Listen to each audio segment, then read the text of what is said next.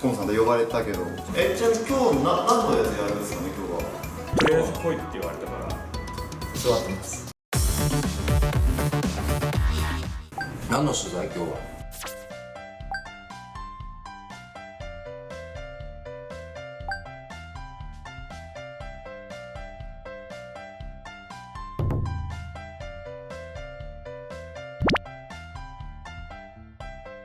キッチンだね、キッチンですか。宝とTOTO両方とも行ったんですけど、キッチンはやっぱり各メーカー違うな。河野さん、宝のキッチン撮影した時どうでした？宝のキッチンは火で炙ったりだとか金だわしでこすったりだとか、実際でも火で炙ることもないし金だわしで金槌でキッチンを叩くこともないと思うんだけども、実際にショールームに行ってそれを体験してみるとお手入れが楽なんだなっていうふうなことは感じました。ただデザインとかそういうので言ったらリキシルがいいかな。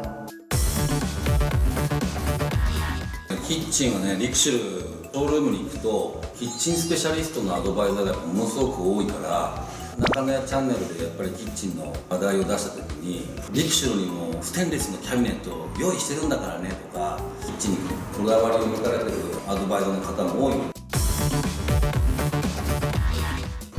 だから例えば宝の放浪の扉があれすごいコンさん強いからさ、なんか泥棒とか来た時に縦になるんじゃない？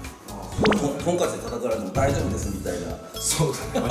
ちょっとそもそも言っていいですか、扉だけ外せなくないですか今扉じゃねえのか、大体引き出しか。最近リクシルの方もナビッシュって水栓が非接触型っていうことで、これすごくやっぱ便利よねなんてことでお話ししてたんだけど、例えばクリナップのキッチンでナビッシュだけつけちゃうとかやりたいよね。全然やりたいです。水栓で言うとクリナップって実は KVK なんですよね、使ってるの大体が。だからリクシルのそのナビッシュ入れたいなと思ってるんですよ、いつも。あれでしょ、だから支給品扱いみたいにしちゃうとマル秘情報だよな、それ。やっぱり僕らとして営業としてはそういった提案って、プラスアルファでできるじゃないですか。そうだね。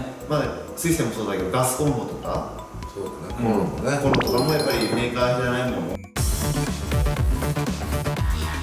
であとリクシルのやつのセラミック天板もものすごくおすすめなんですけど、やっぱり色的に TOTO のクリスタルカウンターは洒落てるよな、あれな。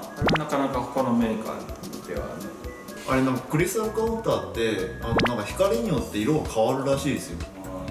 なんかTOTOのショールームでこれ白の天板なんだねって言ったら、いやこれグリーンなんですよって言うんですよ。日光の中って全然完全に白に見えてたんですけど、そうなんだ。そうなんですよ。自分もびっくりした。すごいいいね、綺麗だねって透き通ってるしって言ってたんですよね。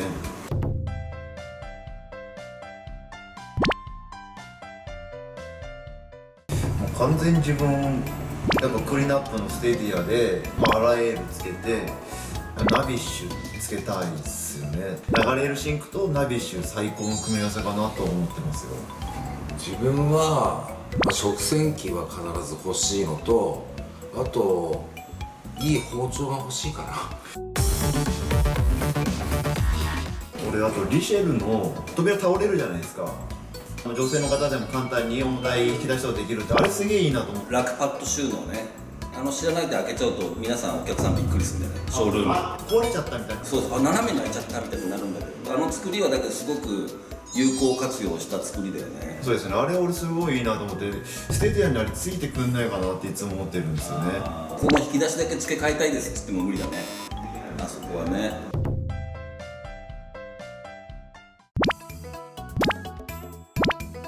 宝をTOTOですか？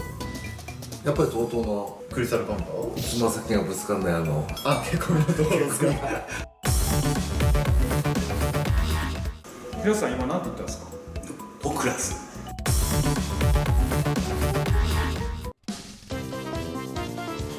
リフォーム営業の本音トーク参考になりましたでしょうか？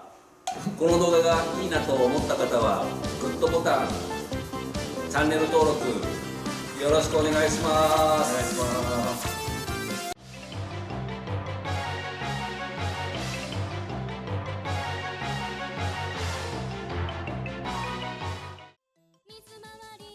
リフォームするなら